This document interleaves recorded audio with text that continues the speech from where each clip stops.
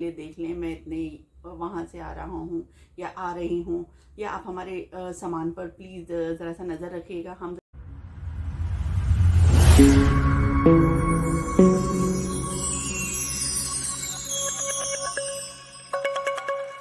आउज़ुबिल्लाहिमिनश्शैतानिर्रजीम बिस्मिल्लाहिर्रहमानिर्रहीम।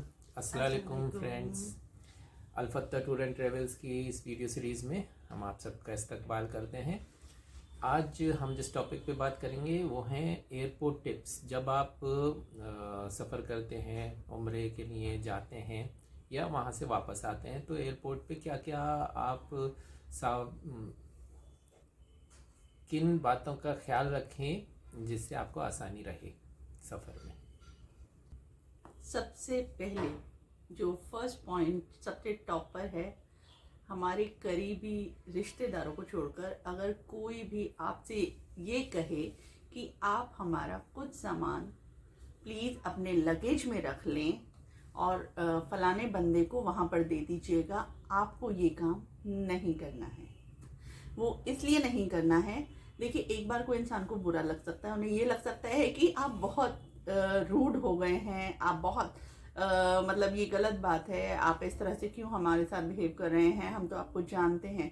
देखिए जब तक कि आपका कोई इतना करीबी नहीं है, बिल्कुल जिनको आप वाकई में अच्छे से जानते हैं, वो तब तक ठीक है। लेकिन अगर कोई और आपकी फैमिली से बाहर का बंदा है, तो आप प्लीज़ हरगिज़ में आप अपने आप को मुश्किल में नहीं डालेंगे। ख़ास तौर से अभी ना करना ज़्यादा आसान है बनिस्बत इसके कि वहाँ जाके आपको कोई और परेशानी फेस करनी पड़े, खुदा ना खास्ता है। आप जो भी सामान ले जा रहे हैं वो आपकी ज़िम्मेदारी होती है। आप यही एयरलाइंस या जो भी अथॉरिटीज़ हैं वो यही मानती हैं जो आप सामान ले जा रहे हैं वो आपका सामान है। आप कितनी ही दलीलें दे लें कि ये इसने रखा था, उसने दिया था, इसको देना है, उसके लिए ले जा रहा हूँ, वो कोई दलील मायने नहीं रखती। आप उस सामान के लिए ज़िम्मेदार हैं।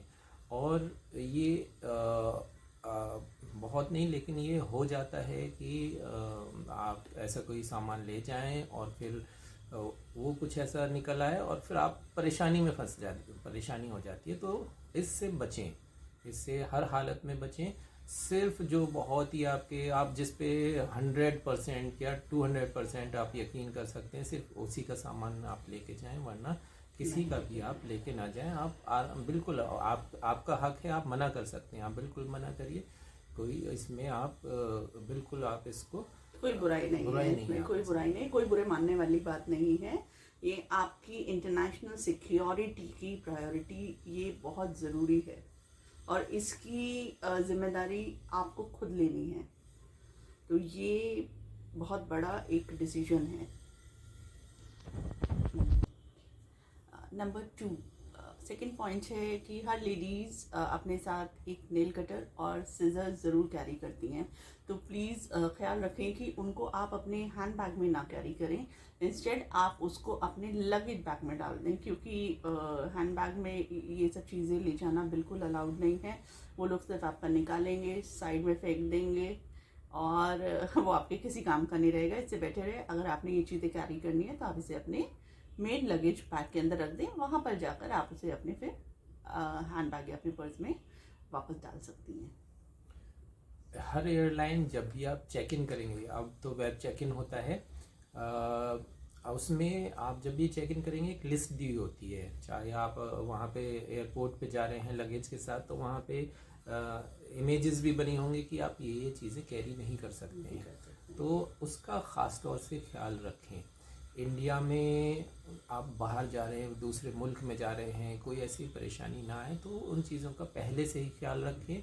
उन लिस्ट को हम नीचे इसमें वो चीज़ों का हमारे डिटेल्स में ज़िक्र है, लिस्ट दे रहे हैं, जिसमें आप जो अलाउड नहीं है फ़्लाइट में, आप ख़ास तौर से ख्याल रखें कि आपके हैंड बैगेज में क्या क्या जा सकता है वो, और आपके लगेज में, चेक इन लगेज में क्या क्या जा सकता है। उन चीज़ों को ख्याल में रख के ही आप वो सब चीज़ें लेके जाएं। इसके अलावा किसी भी किस्म का powder in the sense ladies के कॉस्मेटिक के हवाले से करते हैं। कई लोग लूज़ पाउडर्स कैरी करते हैं, कई लोग कोई दवाई भी पाउडर के फॉर्म में कैरी करते हैं। प्लीज़ इन सब चीज़ों को अवॉइड करें। बहुत लोग फिटकरी का पाउडर भी यूज़ करते हैं या और भी कॉस्मेटिक का लूज पाउडर होता है, ट्रांसल्यूसेंट पाउडर होता है। प्लीज़ इन सबको कैरी करना अवॉइड करें, क्योंकि लोग इसको कुछ भी समझ सकते हैं। तो अपने आप को इस तरह की मुश्किल में ना डालें। इसके अलावा पॉपी सीड्स, खसखस बैन है फ्लाइट के अंदर, आप उसको नहीं ले जा सकते हैं, ठीक है। अगर आप कोई ऐसी दवाई ले जा रहे हैं जिसकी आपको सख्त ज़रूरत है, तो आप अपने डॉक्टर से सर्टिफाइड करा के कि इनको इस दवाई की ज़रूरत है, वो एक सर्टिफिकेट ले लें, प्रिस्क्रिप्शन ले लें, कि वो अथॉरिटीज़ को दिखाने में, उनको कन्विंस करने में काम आएगा। इसके साथ साथ होते हैं हमारे साथ काफ़ी लोग होते हैं जो बीपी की दवाई लेते हैं या अपनी रेगुलर मेडिसिन लेते हैं। आप ये कर सकती हैं कि जो मेडिसिन आप सिर्फ एक दिन के लिए, जो आपकी जर्नी में काम आएगी, उसको आप अपने पर्स की आउट ऑफ पॉकेट में रख लें। बाकी सब दवाई आप अपने मेन लगेज के अंदर ही कैरी करें, ठीक है। सिर्फ एक दिन, जितने ड्यूरेशन आप जर्नी में रहेंगे, सिर्फ उतनी मेडिसिन आप अपने साथ कैरी करें, बाकी सब लगेज के अंदर।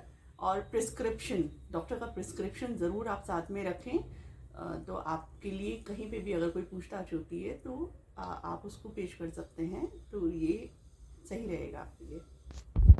जिनके साथ छोटे बच्चे हैं, जो छोटे बच्चे सफ़र कर रहे हैं, आप उनके लिए जो मिल्क पाउडर यूज़ करती हैं, प्लीज़ उसे ओपन कैरी ना करें।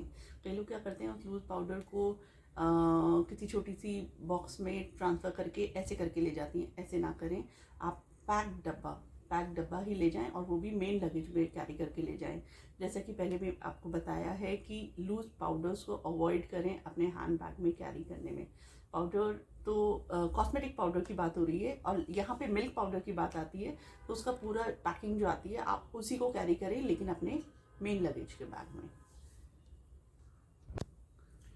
एक पहले वीडियो में भी हमने बताया है कि कितनी आप करेंसी कैसे ले जा सकते हैं, क्या उसका तरीका है। तो जो आप कैरी कर सकते हैं, 1 लाख इंडियन करेंसी जो है वो आप या तो रियाल में या इंडियन रुपीज़ के डिनोमिनेशन में आप ले जा सकते हैं पर पर्सन। और इससे बेहतर रहता है कि आप ट्रैवल कार्ड या international debit card, credit cards होते हैं, वो ले जाएं।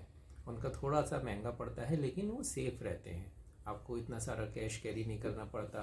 वहाँ आप किसी भी जो भी ऑथराइज्ड ATMs होते हैं, आप वहाँ से कैश निकाल सकते हैं वहाँ के लिए, या फिर डायरेक्ट उनको यूज़ कर सकते हैं पेमेंट करने के लिए। तो कैश का भी आप ख्याल रखें, जो है कितना कैश ले जा सकते हैं, वरना वहाँ पे फिर दिक्कत होती है कि अगर चेक हुआ तो फिर वो रखा मतलब पेनल्टी लगती है या उसको रखा जाता है। और जो भी फ़्लाइट आपका टाइम है, उससे आप आराम से अच्छे मतलब टाइम लेके 2-3 घंटे पहले, कम से कम 2 घंटे पहले आप पहुँचे। इंटरनेशनल फ़्लाइट है, पहले आपको, अगर आप T3 पे दिल्ली से गए हैं और T3 पे, तो आपको एंटर होने में ही 7-8 गेट हैं उसके एंटर होने में, लेकिन वहीं पे लाइन लगी होती है, तो आपका 10-15 मिनट तो उसमें लगते हैं। फिर आप चेक इन काउंटर पे जाते हैं, वहाँ पे स्नेक वाली लाइन होती है, उसमें जो है आपको आधा घंटा कम से कम लग जाता है।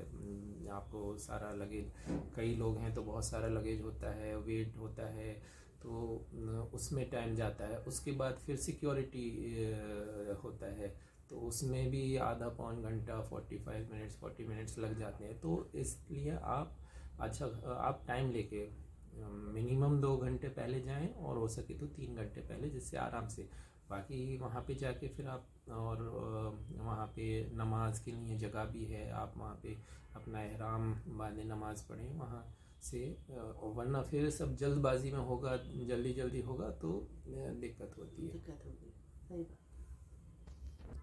और सबसे मेन चीज़, जब आप एयरपोर्ट पे हों, अगर कोई आपसे ये भी कह रहा है कि प्लीज़ आप हमारे बच्चे को ज़रा 10 मिनट के लिए देख लें, मैं इतने वहाँ से आ रहा हूँ या आ रही हूँ, या आप हमारे सामान पर प्लीज़ ज़रा सा नज़र रखिएगा, हम आ रहे हैं, नहीं करना है। हमें नहीं पता कि वो क्या होने वाला है नेक्स्ट स्टेप में, किसका सामान है, उसमें क्या है।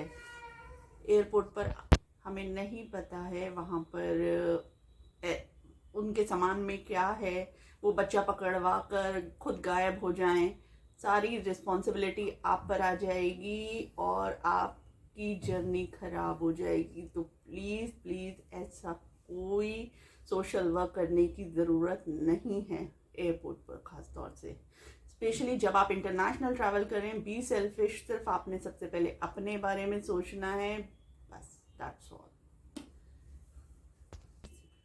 उम्मीद है ये टिप्स आप लोगों के लिए काम आएंगी। छोटी छोटी हैं मगर हाँ बहुत इम्पॉर्टेंट हो जाती हैं। अगर हम ज़रा से नज़रअंदाज कर दें चीज़ें तो वो आगे बड़ी हो जाती हैं।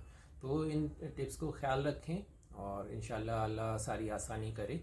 और अगर आपको कुछ कमी लगी हो या आप किसी और चीज़ के बारे में जानना चाहते हैं तो हमें कमेंट्स में ज़रूर बताएं। और किसी और टॉपिक के बारे में आप चाहते हो हम वीडियो बनाएं, जिक्र करें, तो आप वो भी हमें कमेंट में बता सकते हैं। इंशाल्लाह अगले वीडियो में फिर आपसे मुलाकात होगी। तब तक के लिए अल्लाह हाफिज़। अल्लाह हाफिज़।